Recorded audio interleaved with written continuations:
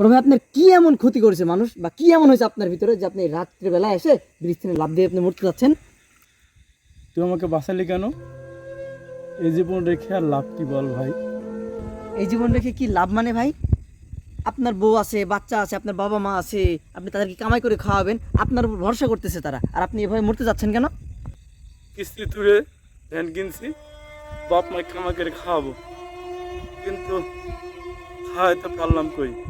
ভ্যানটা চোরে চুরি করে নিয়ে গেছে, আমি কি করে খাওয়াবো? কিস্তি টাকা বা কি করে দেবো, আর সংসারে বা কিভাবে চালাবো? এই জন্যেই আমার জীবনটাকে আমি শেষ করতে যাচ্ছিলাম ভাই। বিষয় হলো কি ভাই, মানুষের জীবনে সুখ দুঃখ আসতেই পারে। এখন এই সুখ দুঃখের জন্য যে আপনি আত্মহত্যা করবেন এটা তো না। মানুষের সমস্যা থাকতেই পারে, সমস্যা যখন আছে তখন সমাধানও অবশ্যই আছে।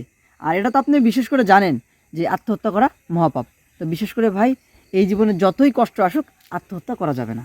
ঠিকই বলেছিস তো ভাই, এভাবে আসলে বিষয়টা বুঝতে পারিনি।